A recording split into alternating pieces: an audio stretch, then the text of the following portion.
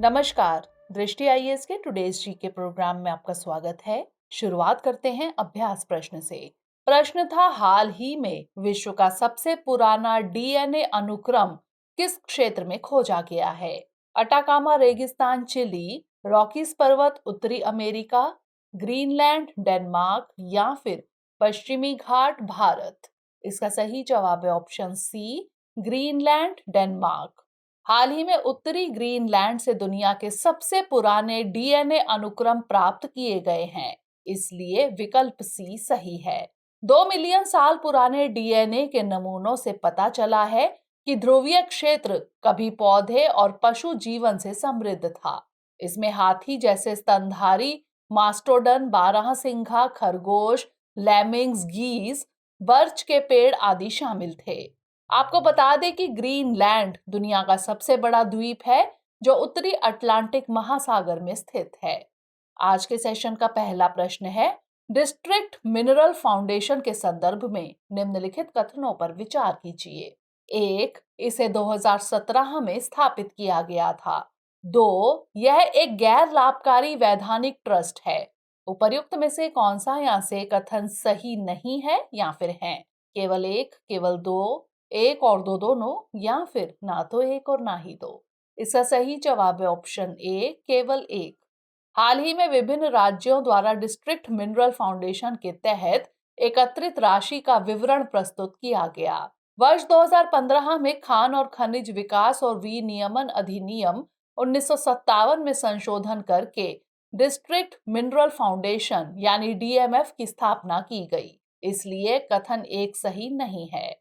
DMF खनन से संबंधित कार्यों से प्रभावित प्रत्येक भारतीय जिले के लिए एक गैर लाभकारी वैधानिक ट्रस्ट है, इसलिए कथन 2 सही है। इस प्रकार विकल्प ए सही है। यह खनन से संबंधित कार्यों से प्रभावित क्षेत्रों के हित और लाभ के लिए काम करता है। यह प्रधानमंत्री खनिज क्षेत्र कल्याण योजना के कार्यान्वयन में भी मदद करता है। अगला प्रश्न है, निम्नलिखित में से कौन नेपाल के साथ बाढ़ शमन के लिए द्विपक्षीय तंत्र का हिस्सा नहीं है? संयुक्त इंजीनियरिंग समिति, जल संसाधन पर संयुक्त मंत्री स्तरीय आयोग, जल संसाधन पर संयुक्त समिति या फिर संयुक्त स्थायी तकनीकी समिति। इसका सही जवाब है ऑप्शन ए, संयुक्त इंजीनियरिंग समिति। भारत विभिन्न द्विपक्षीय समझौतों और संधियों के माध्यम से विभिन्न नदियों से पेयजल, बिजली, सिंचाई, बाढ़ नियंत्रण जैसे पारस्परिक लाभ प्राप्त करने के लिए नेपाल के साथ लगातार सहयोग कर रहा है। आपको बता दें कि घाघरा, राप्ती, गंडक, बूढ़ी गंडक, बागमती, कमला, कोसी आदि गंगा बेसिन प्रणाली की कई सहायक नदियां नेपाल से निकलती हैं। इन नदियों से संबंधित मुद्दों पर मौजूदा भारत नेपाल द्विपक्षीय त्रिस्तरीय तंत्र में चर्चा की जाती है। इस तंत्र में जल संसाधन पर संयुक्त मंत्री स्तरीय आयोग, जल संसाधन पर संयुक्त समिति और संयुक्त स्थायी तकनीकी समिति शामिल है, इसलिए विकल्प ए सही है। अगला प्रश्न है, हाल ही में चर्चित हुचिनो शब्द किससे संबंधित है?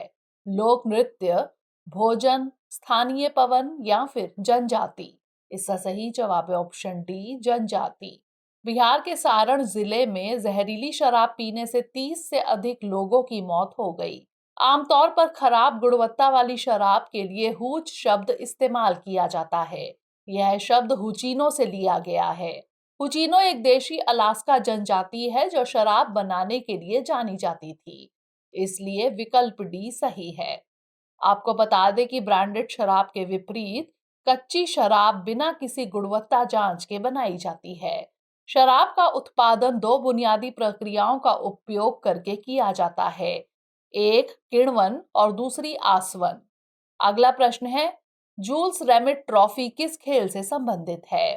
पोलो, फुटबॉल, गोल्फ या फिर बिलियर्ड्स। इसका सही जवाब है ऑप्शन बी, फुटबॉल। हाल ही में अर्जेंटीना की टीम ने कतर के दोहा में फीफा विश्व कप जीता। फीफा के पूर्व अध्यक्ष जूल्स रिमेट के सम्मान में मूल विश्व कप ट्रॉफी को जूल्स रिमेट ट्रॉफी कहा जाता था। 1930 में पहले विश्व कप से 1970 तक विजेताओं को सोने की परत वाली स्टर्लिंग चांदी से बनी ट्रॉफी दी जाती थी।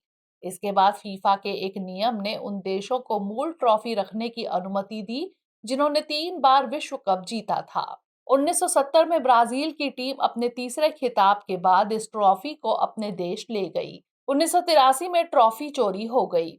इससे पहले 1966 में भी लंदन में एक सार्वजनिक प्रदर्शनी के दौरान इस ट्रॉफी को चुरा लिया गया था। इसलिए आजकल विजेताओं को सोने की परत चढ़ी हुई ट्रॉफी की कांस्य प्रतिकृति प्राप्त होती है, जिसे विजेता को अपने देश ले जाने की अनुमति नहीं होती है। अगला प्रश्न है, भारत सरकार द्वारा ब्लैक कार्बन उत्सर्जन को नियंत्रित करने के लिए किए गए उपायों के संबंध में निम्नलिखित पर विचार कीजिए। 1. प्रधानमंत्री उज्ज्वला योजना। 2. ईंधन और वाहनों के लिए BS4 से BS6 मानकों में बदलाव। 3. इथेनॉल सम्मिश्रण। दिए गए कोड का प्रयोग कर सही विकल्प का चयन कीजिए। केवल 1 और 2, केवल 2 और 3, केवल 1 और 3 या फिर 1, 2 और 3। इसका सही जवाब है ऑप्शन डी, 1, 2 और 3। हाल ही में पर्यावरण, वन और जलवायु परिवर्तन राज्य मंत्री ने राज्यसभा में ब्लैक कार्बन उत्सर्जन के बारे में जानकारी साझा की। उन्होंने कहा कि केंद्र सरकार ने ब्लैक कार्बन उत्सर्जन को नियंत्रित करने के लिए कई उपाय किए हैं। प्रधानमंत्री उज्ज्वला योजना स्वच्छ घरेलू खाना पकाने के ईंधन के उपयोग को बढ़ावा देने वाली योजना। 1 अप्रैल 2020 से ईंधन और वाहनों के लिए BS4 से BS6 मानदंड में बदलाव। सार्वजनिक परिवहन के लिए मेट्रो रेल का नेटवर्क बढ़ाया गया है और अधिक शहरों को कवर किया गया है। और स्वच्छ या वैकल्पिक ईंधन जैसे गैसीय ईंधन, CNG, LPG आदि और इथेनॉल सम्मिश्रण की शुरुआत। इसलिए विकल्प डी सही है। अगला प्रश्न है, निम्नलिखित में से कौन सा भारतीय नौसेना नौकायन पोत केप टू रियो रेस 2023 के 50वें संस्करण में भाग लेगा? INSV सरयू, तारिणी, तारासा या फिर यमुना। इसका सही जवाब है ऑप्शन बी, INSV तारिणी। भारतीय नौसेना नौकायन पोत यानी INSV Tarini Cape to Rio race 2023 के 50वें संस्करण में भाग लेगा। इसलिए विकल्प बी सही है। इस महासागर नौकायन दौड़ को 2 जनवरी 2023 को केप टाउन से हरी झंडी दिखाई जाएगी और इसका समापन ब्राजील के रियो डी जेनेरियो में होगा। केप टू रियो रेस सबसे प्रतिष्ठित ट्रांस अटलांटिक महासागर दौड़ में से एक है। अगला प्रश्न है, पहली बार श्योरिटी बॉन्ड इंश्योरेंस किस क्षेत्र के लिए शुरू किया गया है? इंफ्रास्ट्रक्चर सेक्टर, स्वास्थ्य, शिक्षा या फिर महिला। इसका सही जवाब है ऑप्शन ए, इंफ्रास्ट्रक्चर सेक्टर। हाल ही में केंद्रीय सड़क परिवहन और राजमार्ग मंत्री ने भारत का पहला श्योरिटी बॉन्ड इंश्योरेंस लॉन्च किया। Surety bond insurance infrastructure sector में लिक्विडिटी को बढ़ावा देने के लिए लॉन्च किया गया है। इसलिए विकल्प ए सही है। यह बैंक गारंटी में फंसे ठेकेदारों की कार्यशील पूंजी को खत्म करके इंफ्रास्ट्रक्चर सेक्टर में फ्लो को बढ़ाने में मदद करेगा। यह सड़क नेटवर्क का विस्तार करेगा, जिससे रोजगार के अवसरों और सामाजिक संपर्क में वृद्धि होगी। अंतिम प्रश्न है, ऑपरेशन विजय किस राज्य या केंद्र शासित प्रदेश से संबंधित है? लद्दाख, जम्मू और कश्मीर, गोवा या फिर पुदुचेरी। इसका सही जवाब है ऑप्शन सी, गोवा। हाल ही में प्रधानमंत्री ने गोवा मुक्ति दिवस पर गोवा के लोगों को बधाई दी। गौरतलब है कि हर साल 19 दिसंबर को गोवा मुक्ति दिवस मनाया जाता है। 1961 में इसी दिन गोवा में पुर्तगाली सेना के खिलाफ ऑपरेशन विजय चलाया गया था। इस ऑपरेशन के बाद पुर्तगाली सेना ने आत्मसमर्पण के दस्तावेज पर हस्ताक्षर किए, जिसके बाद गोवा का विलय भारत के साथ किया गया। इसलिए विकल्प सी सही है। आपको बता दें कि गोवा में पुर्तगाली औपनिवेशिक उपस्थिति 1510 में शुरू हुई, जब अफोंसो डी अल्बुकर्क ने तत्कालीन शासक बीजापुर राजा को हराया था। आइए नोट कर लेते हैं आज का अभ्यास प्रश्न। जलवायु परिवर्तन प्रदर्शन सूचकांक 2023 किस समूह द्वारा जारी किया गया है?